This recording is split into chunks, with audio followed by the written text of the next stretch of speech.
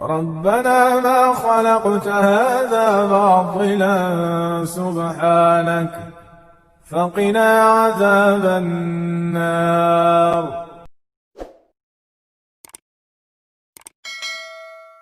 Saya pernah bilang waktu itu bahwa rumah sakit Islam ya atau mungkin tenaga kesehatan Islam itu ya harusnya gitu kan menerapkan protokol-protokol tidurnya Nabi. Nabi itu tidur kapan?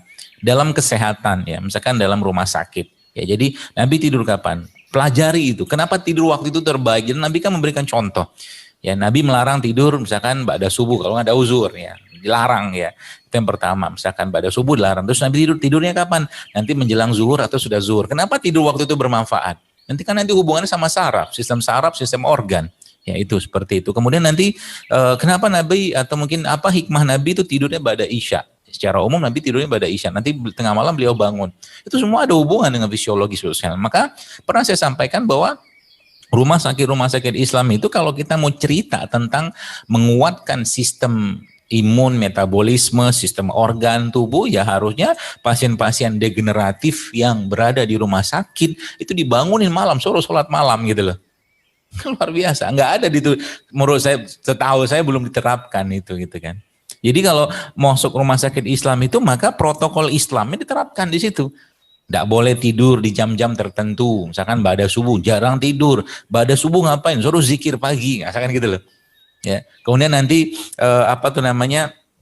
tengah hari mungkin ba'da zuhur atau qobliyah zuhur itu disunahkan tidur. Kita tidur waktu itu. Karena semua yang Nabi kerjakan itu pasti ada hikmahnya. Secara bahasa saya itu semua syariat yang Allah perintahkan pada baginda Nabi SAW itu semuanya menyehatkan. Tapi kita tidak melakukannya untuk sehat. Contoh mungkin kita bicara puasa. Solusi penyakit degeneratif itu Bapak sekalian. Kalau boleh saya katakan solusinya puasa. Buktinya apa?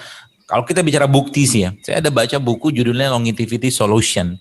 Ada 2 dokter Amerika meneliti tentang penyakit khususnya diabetes yang mereka terapi orang-orang yang sudah pakai insulin sekian tahun gitu ya. Kemudian ternyata diterapi dengan pola pendekatan puasa dan hasilnya subhanallah Bapak sekalian, ya. Insulinnya bisa di stop, atur makan, ya. Atur pola tidurnya, segala macam, atur pola minumnya. Ternyata berhasil tuh. Karena memang tubuh kita ini sudah di set up oleh Allah Bapak sekalian. Untuk apa? Untuk bisa dia memperbaiki dirinya sendiri. Kita sudah pernah dengar kata-kata tubuh ada dokter yang terbaik. Emang iya, dia ngobatin dirinya. Masalahnya sekarang tubuhnya nggak bisa ngobatin apa? Generatornya, ya ibarat kata mah inti atomnya sudah bermasalah, gitu loh. Inti atomnya sudah maksudnya apa sih? Nah itu yang menarik, ya. Jadi maksudnya apa? Subhanallah Bapak sekalian ya. Kalau kita bicara tentang tubuh manusia, ya. Ya, tubuh manusia kita tahu bahwa konsep kesehatan dalam Islam ya bukanlah fisik baru jiwa atau ruh ya, bukan. Islam memberikan pedoman kepada kita bahwa konsep sehat itu dari dalam dulu baru keluar.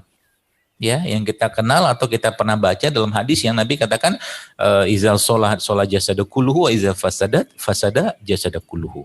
Bahwa ketahui dalam tubuh manusia itu terdapat segumpal daging. Kalau baik semua. Jadi daging itu hati kan, kolb kata Nabi. Ya maka tidak heran kalau generatornya, inti atomnya itu sehat, baik dan sesuai dengan fitrahnya, dia bisa mengalirkan, kalau bahasa saya gitu kan, dia bisa mengalirkan elektron kan manusia kan konduktor. Saya baca subhanallah kenapa Nabi kita sallallahu alaihi wasallam Nabi itu kalau ngobatin ya seseorang itu menggunakan air zam-zam, kemudian beliau meletakkan tangannya, mengusapkannya, bahkan beliau meludahkan dengan ludah beliau yang mulia, ya. Oke lah itu Nabi. Ternyata para salafus soleh, orang-orang soleh zaman dulu melakukan itu juga. Bapak Ibu pernah mendengar kisah Imam Ahmad ketika Imam Ahmad ini diminta seseorang untuk meruqyah lah seseorang ya yang kena sihir seperti itu, apa yang beliau kerjakan? Beliau cuma bilang ke yang itu, dia minta datang, dia nggak bisa datang, beliau nggak bisa datang rahimahullah. Akhirnya dia katakan bawa sandalku ini pukulkan ke orang yang kena sihir tadi. Subhanallah, sandal doang. Kenapa? Karena generatornya sehat. Inti atomnya sehat. Jadi sekarang kalau kita bicara tentang katakanlah kesehatan Islam, maka Bapak Ibu sekalian, kalau boleh saya sarankan, kurikulum yang hubungannya dengan tazkiyatun nafs, ya, pembersihan hati, jiwa, ya, emosi, perasaan, termasuk bagaimana mengajarkan adab dan kebaikan dalam kuliah itu harusnya menjadi kurikulum yang wajib, sehingga nanti kalau itu sudah jalan, Bapak sekalian, apa yang terjadi? Para siswa atau mahasiswa tadi diajarkan tentang cara meruqyah. Mata kuliah ruqyah itu harusnya masuk, terlepas dari ekskul atau apa segala macam. Kalau kita bicara Islam, kenapa? Karena memang Islam memberikan pedoman tentang itu. Bicara tentang pengobatan fisik. Pengobatan fisik, gimana mau fisiknya sembuh kalau dia punya kolbunya bermasalah? Maka seorang perawat, seorang dokter, tenaga kesehatan, ya, itu sebenarnya bukan hanya cuman sekedar merawat fisik, mereka juga harus mampu menjadi penyambung dari kalamullah. Mereka juga harus mampu menjadi penerus dari sunnah Nabi kepada pasien mereka. Apa Nabi katakan ketika orang sakit? Abu Salamah sakit, dan itu Bapak Ibu sekalian ketika itu sakit sudah cukup parah, lalu Rasulullah SAW menjenguk Abu Salamah radhiyallahu anhu, lalu Nabi katakan apa? La ba'sa tahur insyaallah, la ba'sa tahur insyaallah. Ya, nggak apa-apa, tenang aja, insya Allah ini akan membersihkanmu, insya Allah, kata Nabi gitu kan. Baru Nabi keluar dari pintu rumahnya Abu Salamah meninggal. Subhanallah. Ya. Tapi kan kata-kata itu kan memberikan semangat, sehingga orang tua apa? Ketemu Allah ya dalam keadaan yang tenang hatinya, yang kita sering baca dalam surat Al-Fajr itu. Ya Tuhan nafsul mutmainnah, irji'i ila rabbiki radiyatan mardiyah. Tugas seorang tenaga kesehatan itu, kalau bagi saya ya, membayangkan itu adalah, kalau mungkin perawat atau apapun lah bentuknya ya, kita yang tidak hanya jadi perawat, adalah kalau orang itu sakit ya, kita ajak dia untuk bermuhasabah, bertaubat ya.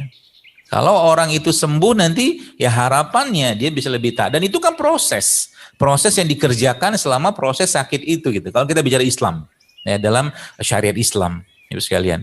Nah, tinggal nanti apa yang diperlukan toolsnya. Nah, itulah.